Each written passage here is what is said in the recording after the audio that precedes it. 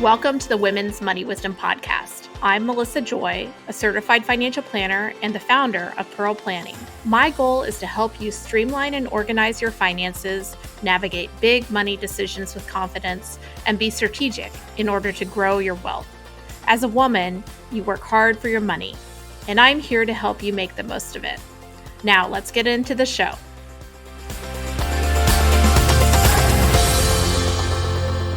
Welcome back to the Women's Money Wisdom Podcast. Today, I'm going to have a conversation that's about retirement, but it may surprise you because I think there's a lot that we're getting wrong in retirement that we need to start getting right. And I'm here bringing a podcast king, Dan Haylett, who is the founder of Humans versus Retirement and director of TFP Financial Planning. Dan helps people navigate the messy middle between work and what's next, and he has a brand new book that's all about retirement that we're also going to be talking about. Dan, welcome to the podcast. Melissa, thank you so much for having me. It's been a pleasure. It's been too long. We met a couple of years ago at a conference in the States, so lovely to see you reconnect up and have this conversation. Can't wait. And full disclosure, to connect the accent to the location, you practice financial planning and are an expert on retirement overseas, right? Yeah, so this is that. I've got a very British accent, and yeah, so I'm the other side of the pond. But what I love about this subject, and I come over to America to see you at the conference, and saw you at the conference, and have done other stuff in the States and globally. This subject of modern retirement planning is far-reaching because it's not all about the numbers. So when we're talking about what it means to retire, what are we retiring with and into, what I love is that we can talk about this no matter what side of the pond we're at, because I think everybody's emotional makeup is challenged when it comes to this stage of life. So true. I think that it's not about, there are some cultural kind of nuances, but my financial advisor friends in the UK or Canada have so much in common in the work that they're doing with clients. And you and I are both part of a cohort of people in our profession who see beyond the numbers to the people that the numbers are supporting. And you're an exceptional communicator on that. So that's what I want to dig into today is, let's start with your book. So the title is The Retirement You Didn't See Coming. Tell me why this book needs to be in the world. Yeah, I mean, I think for me, there's too much focus on the numbers when it comes to retirement planning. And there's too much emphasis on what the numbers might provide people, right? So, numbers might, we believe, I think, but the first part of the book is where I try and retire 10 illusions about retirement. And I talk about, one of those is the numbers make us feel safe. And I think a lot of people believe that as long as I've got the numbers and the spreadsheet nailed down, then this retirement thing is just going to happen and it's going to be great. And there's so many other different myths and illusions that I'm sure we'll get onto in the next 25, 30 minutes. But I really wanted to write this book because I wanted to tackle what I think are the most dangerous parts of retirement, coming from a place where I have witnessed the good and the bad of retirement planning. When I work with clients on a one-to-one basis, I can see where retirement fails. And it's never failed because of the number. It's never failed because they haven't got the spreadsheet right. It's always failed because they haven't recognized that, one of the most dangerous times or days in retirement is probably when you're 6 months in. It's a Tuesday morning at 9:47. You're in your dressing gown. You've opened up the fridge a couple of times. The dog is sick of you. Your wife or your husband has gone out. The kids have flown the like, what is now? What is it now? There's, that's some of the most dangerous times in retirement. Not will I run out of money? Is my portfolio going down? What's my safe withdrawal rate? It's the emotional void and challenges that this stage of life can really deliver to us. So, having read a number of retirement books, I just felt like I had so much information in my head. I just wanted to get it into something that allowed me to try and communicate what I believe are some of the biggest challenges in retirement and how I think people could start to plan for and overcome them. Yeah, I think as I was preparing for this episode and conversation, I realized so many financial planners who retire people for a living never want to retire and are afraid of it. And, they both love their jobs, but also their identity is so intertwined with, you know, their purpose and their passion and their work. And it just felt ironic that, a lot of my friends are like, well, I'm never retiring, or even, elders. I'm fully committed to retiring someday, but that means I'm going to need to do a lot of work over the next 10 or 20 years to be prepared, because there is that void that you see, whether you call it retirement depression or just, lacking the ability to link your current state to your purpose, that is a real threat to well-being that we see professionally, if not kind of tended to.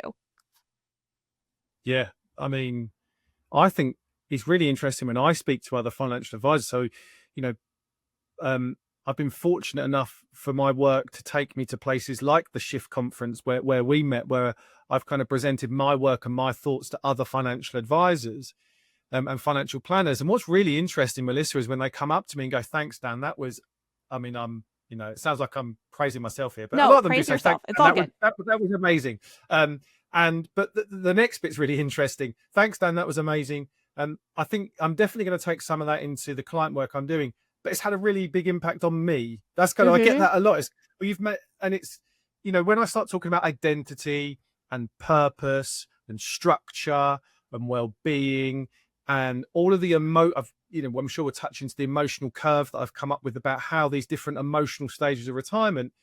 I think a lot of financial advisors are so invested in their job and their career that they are more tied to an identity than a lot of professions that I do see. And I'm talking to them Mhm. and they're going, wow, how am I going to let go of this? And how am I going to move on from being Melissa the financial planner or Dan the financial planner when I'm introducing myself? What does that next stage look like when I haven't got my clients that are kind of that are reliant on me to talk to them? I've got this open diary that I've now got to fill with purpose and identity, because I've kind of had it filled for me previously. And it's really interesting when I do talk to advisors about that, how the impact of this whole retirement conversation has on them personally. And I think one of the things for me, like you just said, is I want people to take those thoughts into the work that they do, right? I mean, Mhm. if our thoughts are we're never going to retire because we cannot face the hard work of creating a new identity for ourselves, how can we ever communicate to people that we want to work with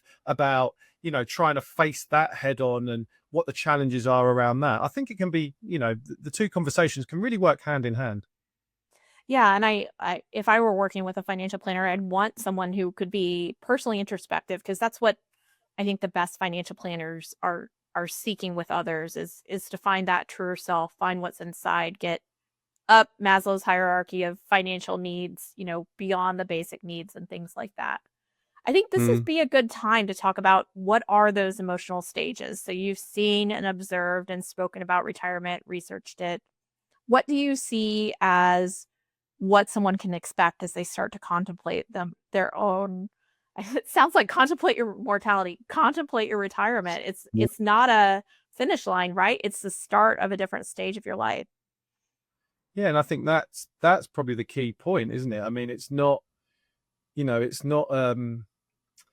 we think about how we see this, it's people see that retirement as the goal, and that, to be to be honest, that is illusion number one in the first part of the book, right? Illusion number one is retirement is the goal, and the steps that we take to get to this kind of proverbial flag in the mountain to go, I've reached the destination.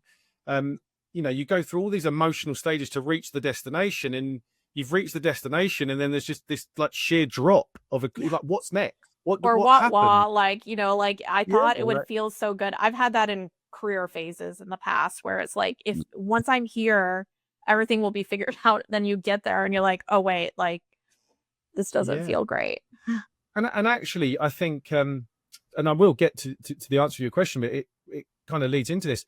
I think sportsmen and sportswomen have a really interesting take on this. And I'm a big golf fan, and I listened to Scotty Scheffler talk over the weekend at the Mhm. Open over here, and he talks about the journey, not the destination, and almost winning a trophy. If you put all of your work into the destination, the winning of the trophy, you've got to go back the next day and do something. So what does after winning the trophy mean? And what does after winning the Super Bowl mean? And what does after winning the championship mean? And all of this stuff.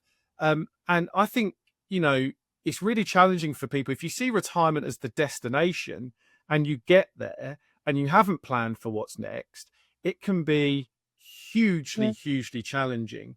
And so the emotional journey, I've called it the retirement reinvention curve. And it basically it's a 3-phase, 8-stage journey. And I got the inspiration from the Kubler-Ross change curve of grief. I don't know whether you've heard of that, but basically this is saying that what type of emotional journey do people go through during the grieving process? And there's lots of talk and thought that retirement is very much a grieving process because it does involve a lot of loss, you know, loss of identity, loss of friendships, loss of structure. You know, there's a whole load of loss that sits in there. So if we think about the first phase, this is what I call the release phase. And we look at retirement shock as the first phase, right? So shock is that first emotion. It's you're waking up and you're going, oh my God, I'm retired, or oh my God, I've left my job, or oh my God, what am I doing now? And we often see that that's a real dip in people's emotional psyche. And that's the point I was trying to make about the finish line. Right? If we see retirement as the finish line and we haven't planned for what's next so much, then you're going to get into shock because what's next is going to shock you, even if it's open space or not. And so that's a real challenge for people when they go into this shock emotional phase. What you often then find is after that initial shock, and again, this particular, there's no order to this. People can get these different emotions in different times, different phases. They can spend no time in one and a long time in another. But then we get to what I call elation, which is that honeymoon phase of retirement, right? It's kind of like, oh, I've got out the shock. I'm now in a bit of a rhythm.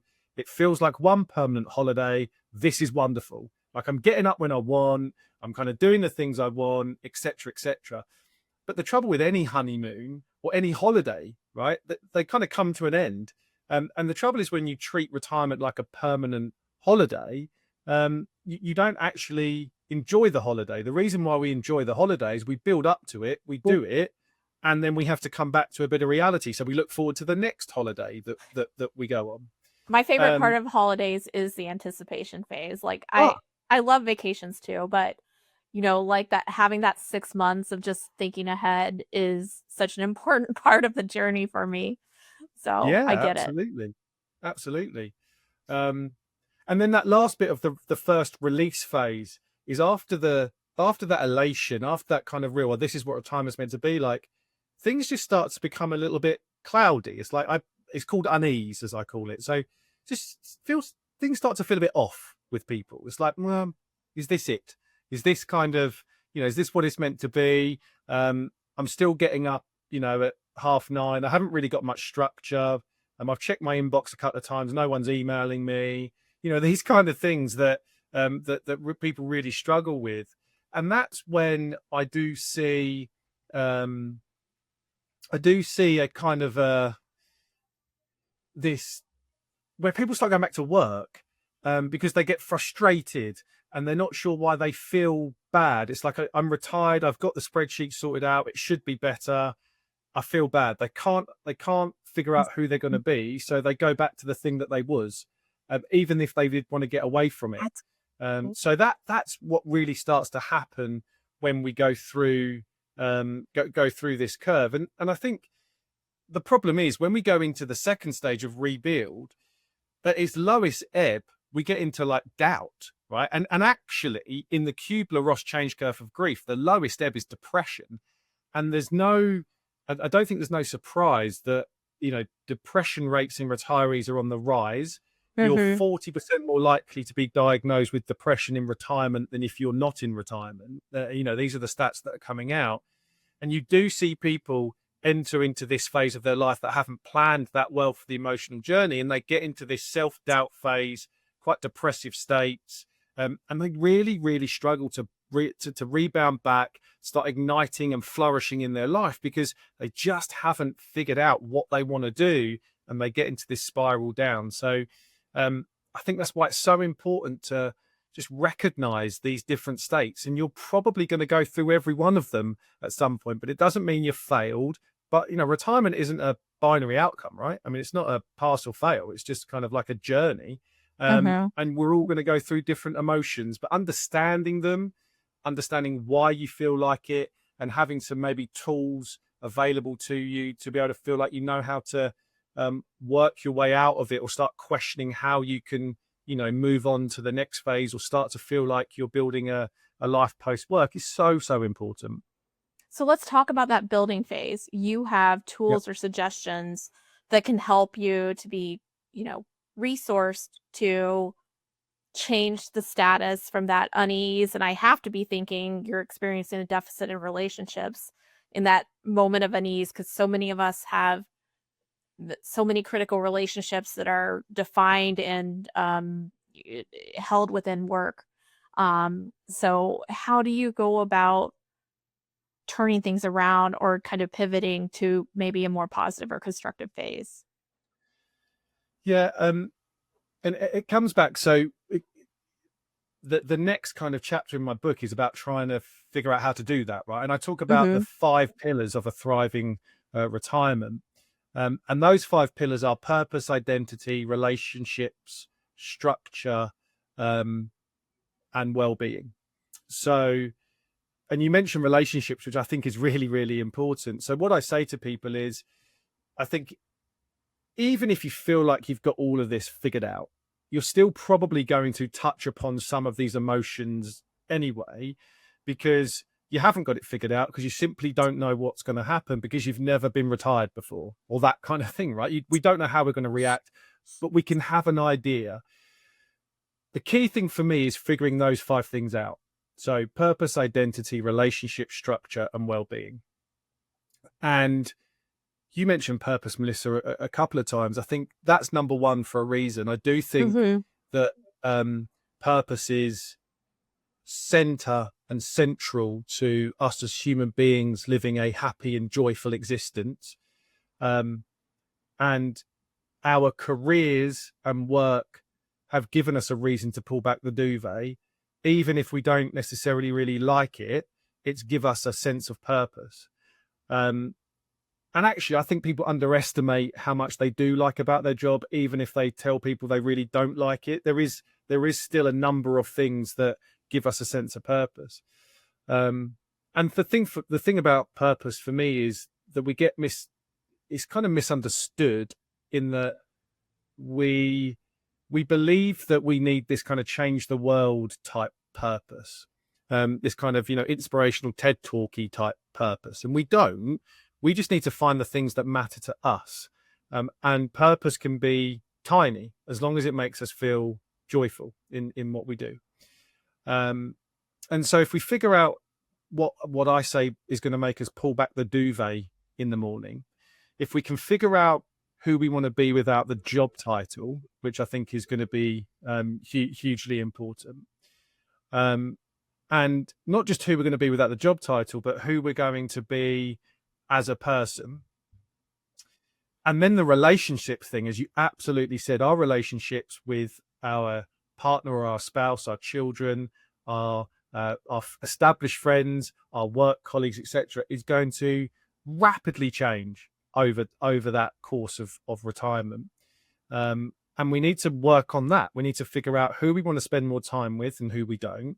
We need to figure out, particularly for couples, um, we need to figure out 3 journeys. I talk about 3 journeys. It's kind of your journey, my journey, and our journey together. And too many people focus on their own, or too many people focus on one journey at the expense of their own journey or the journey together. So if we can kind of have those really good conversations and open up about what you want from your retirement, what I want from the retirement, from our second half of life, this phase, and what we can do together, and honor each other's space and that, etc., then it will create an amazing environment to feel like you can put some purpose and identity and have positive relationships around this stage of life. And we know how impactful positive relationships are. The Harvard study has told us this. It said that it's the number one reason for happiness, right? Our positive relationships. And also the number one challenge of retirees is replacing the relationships they had at work. So we know how challenging and how positive this can be. So I think those three form the bulk of the foundation, making sure that we have some structure to our day. So we're not just kind of going into a blank canvas. We don't need to fill every hour, but we need to know that there is structure, because we have had structure all of our life. Mm-hmm. So, mostly. So going into this nothingness is going to be a huge problem. And then working on our well-being. If we haven't got our emotional, mental, and physical health intact or being looked after or worked on, then it doesn't really matter about the rest, right? I mean, you can have as much money as you want, but if you can't use it because you're physically, emotionally, or mentally unable to do it, then it doesn't really matter. So we've got to make sure that we continue to work on that as well. I mean, this is why we need a book for this, because we could have an entire episode just about how difficult it is to No. switch from saving to spending when it's that bucket that you've been treasuring for so long. So there's so much there that we've talked about in other episodes. But when you have this hopefully copacetic rebuilding stage where you get into a good stasis, and perhaps you find contentment, fulfillment, that purpose and identity. What other, I think there's a third stage, right? Like, what else can you be expecting over the years in retirement? Yeah, so it's what I call kind of recalibrate, is like the Uh, last the last phase, or the last stage. And really in that recalibration stage, um you end up kind of going into sorry, recalibration is the last stage in rebuilding. mhm. So you kind of get to that bit where you start to rebuild, but you're recalibrating your life. And then really we go into reignite.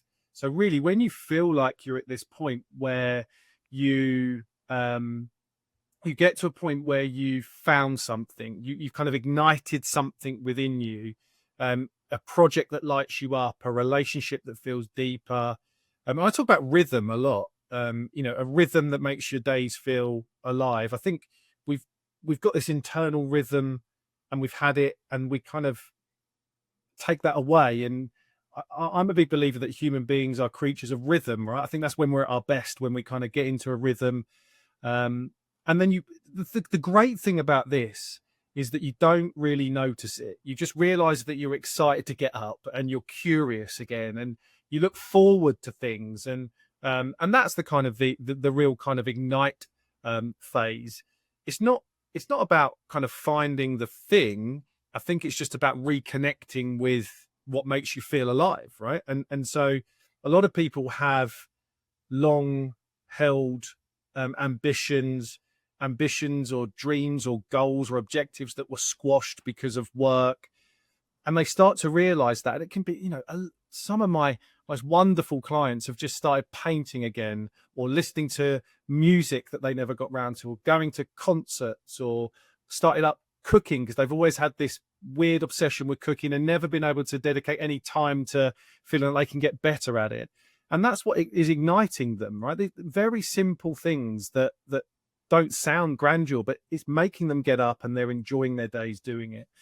Um, and so I think that's I why. found myself thinking the same. I have a client who had always wanted to be writing in a, fiction instead of as an attorney, who's working on releasing his second book and self-published, and another client who'd always wanted to um, be a filmmaker, and he released a film with a friend. He'd had an advertising career, and then pivoted. And so before you even mentioned those examples, same, but those, require a lot of energy, a lot of work. You're, really like learning about the way the world works in those fields and areas. So I can see the recalibrating, because it's not always a, decades long. You got to like, recalibrate and figure out where your energy needs to go next.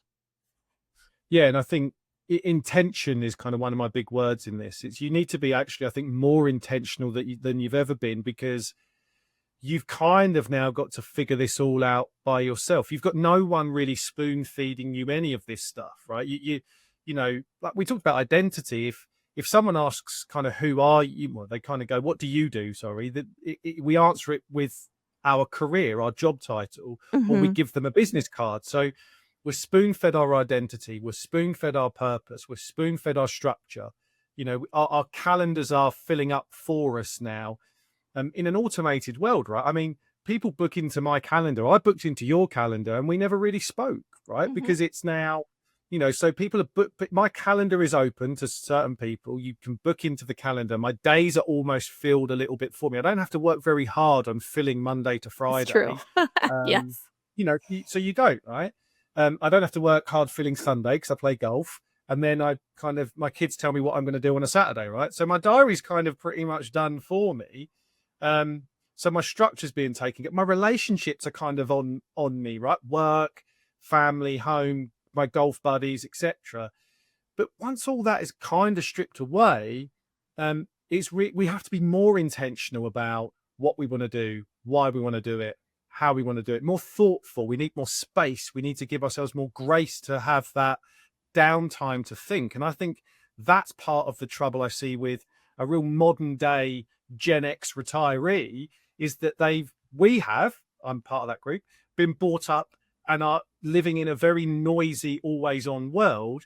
That I think one of the big challenges is to kind of give, you know, to have nothing to do and time to think and time to plan and time to, you know, and that's good, right? That's okay to be able to sit there and go, this is what I'm going to do, this is how I want to do it, and it's going to take time for me to sit down and really think properly about why I'm doing it and how I'm doing it and what it means.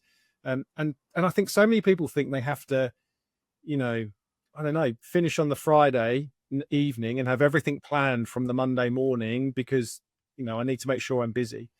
Um, and so if we do it that way, we end up in the last stage, which is flourish, right? And that flourishing stage is kind of going, you know, this feels like life again.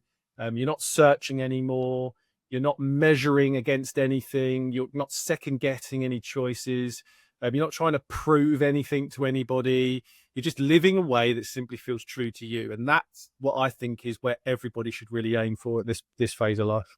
I mean, it's surprising if this is a new concept to you to hear that how much work it is, but I agree, like, finding that moment where in the moment feels right, where you can have a sense of contentment and not, over seeking for abundance, but it feels right now. I love the Scotty Scheffler videos from the British Open last week, and also, I read an article in the New York Times this summer that was about tiny little joys, just recognizing when things feel right and how important that is to, and how it just can be a game changer in terms of mindset and well being. And if you don't have the right framework, just see the world and you're just focusing on the cues from external kind of inputs and sources, it can be so difficult and you get further and further away from kind of that goalpost. So Yeah, and it's do you so know valuable. one thing, absolutely, one thing there, Melissa, as well, that I try and tell everybody is when you're in that moment of joy or contentment or flourish, whatever it is, savor it and understand why you're there. Too many people rush past it. They get Hmm. into this joy moment and they kind of move on and they don't really think about, well, why do I feel like you? It's as important to ask, why do I feel like that in moments of joy, as it is, why do I feel like that in moments of doubt or frustration? Because you need to have emotional anchors at either point, right? I need to have this emotional, why do I feel like this? Oh, it's because of that circumstance, that environment, that thing, that thing. Okay, that's cool. Now I know what does do that. Doesn't mean I live in it all the time because life will ebb and flow, but I kind of know these. I start learning about what truly is making me feel good and happy. So I do see people. I say in my book, like a lot of the time, slow down in that moment, slow down, savor it, take a breath, and feel it, and then so you can then feel like you know what that is, right? I mean, so important. Well, you're plugging a recent episode, which was about the slow money summer. So I completely agree. And I guess in addition to strongly encouraging our listeners to purchase the book, The Retirement You Didn't See Coming, what other prescriptive, kind of changes or modifications would you suggest for those who are pre-retirement, maybe they're 5 or 10 years away, in order to get ready for this massive transition that is about so much more than money? Any, kind of last minute tips that you would suggest? Yeah, again, I think it becomes very hard for people to feel like that they take their mindset and focus away from the money. So, what one of those tips for me is to feel like you've got these ratios in your head, and if you're 5 years away from retirement, I would suggest you want to be at least 50-50 in your money versus life planning. So if you're Mm. 5 years away from retirement, 50% of your retirement planning energy, I don't know how you're going to define that. Let's define that you have an energy about your retirement planning. 50% of that energy, focus, and time needs to be about what does a life look like. Um, and then when you're 3 years away from retirement, I think really that should be 70 to 80% about what life is going to look like. Because there are two things I think are really important. You need to figure out what you're retiring with and what you're retiring to. And I think the with thing is really interesting because so many people focus on what they're retiring from and leave it there. They go, well, I really want to stop work. I want to stop work. And the big thing is, have I got enough to leave job? That's the kind of equation. And they don't focus on what they're retiring to. And I see a marked difference in people that go, well, actually, I'm now going to focus on what I'm retiring to. And so they work on the things that are going to happen post-retirement. But there is a missing link, and that's the retire with thing. Because in that gap between, say, years 3 down to actually leaving work and going into the second phase of life, focus on what you're retiring with, i.e., with a new sense of identity, with some with some new purposes to go into, with maybe a newfound relationship with your partner or spouse, that you know you're going into, with different mindsets or different focuses. So that bit there, I think, is really, really important. Don't neglect working on yourself during that 2 or 3 years, because actually you're going to have more security. I.e., if you're still in paid work and you've got the paycheck coming in, there's a little bit more security for you to feel like you can work on that over that period of time. So that would be my number one tip. The retirement ratio should be 70-30, 80-20 in favor of life over money, and then focus on what you're retiring with and to. And there are great questions that you can ask yourself. You can ask your friends, you can ask your spouse or partner what that might be. There's some questions in the book that I put together. And they're difficult, Melissa, right? These are not easy questions, but they are essential to be able to figure this stuff out. So you're ultimately going to take advantage of all the work that you've had to put in to get to the point that it affords you the ability to be able to think about this phase of life. So I think everybody owes it to themselves to put a bit of groundwork in, to take advantage of that hard work and savings that they've built up over the last 20, 30, 40 years.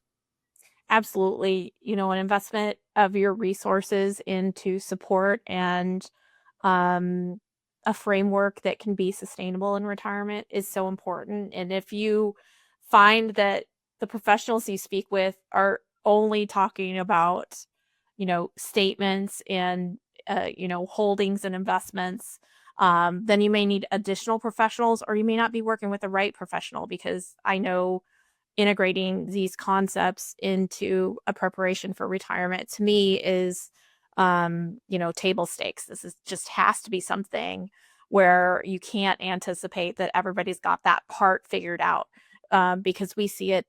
We see the retirements more frequently than you're only going to retire once or twice, right? So I hope that the practitioners that you work with have this frame of mind.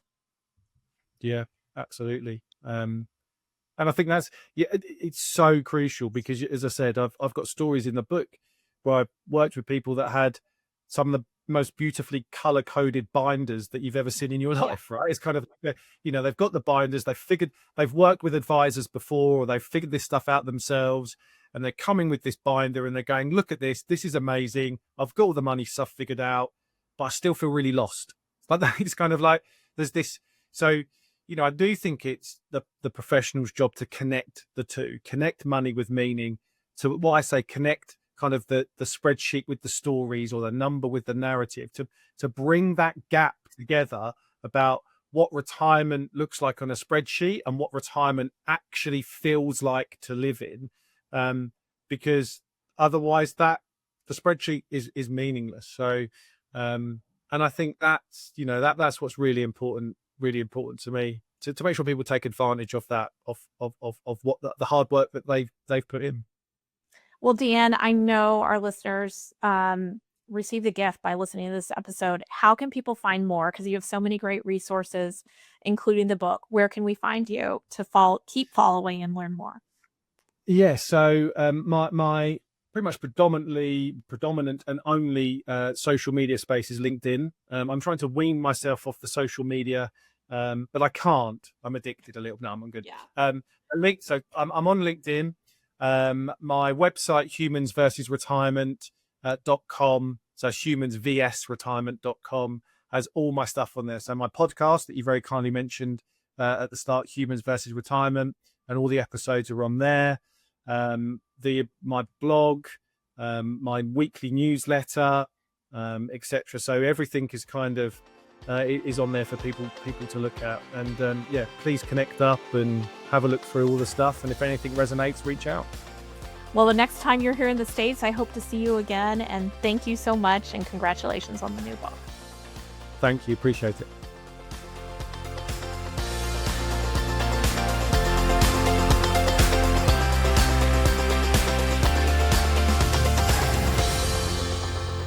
Thank you for listening to the Women's Money Wisdom podcast. If you found value in this episode, the best way that you can support the podcast is to forward an episode to a friend or leave a review. Go to proplan.com and the podcast link to get all the resources and links mentioned. This presentation by Pearl Planning is intended for general information purposes only. No portion of this presentation serves as the receipt of or a substitute for personal investment advice from Pearl Planning or any other investment professional of your choosing. Copies of Pearl Planning's current written disclosure brochure and Form CRS discussing our advisory services and fees are available upon request or on our website platform at pearlplan.com. The information that we share is meant to educate and inspire, not serve as personalized financial advice. Everyone's situation is unique, so be sure to consult with your own financial professional for guidance that fits your life. And just so you know, the opinions shared in this podcast are Melissa's own and those of her guests. They don't necessarily represent any organizations with which Melissa is affiliated. For more important disclosures, please go to our webpage at pearlplan.com.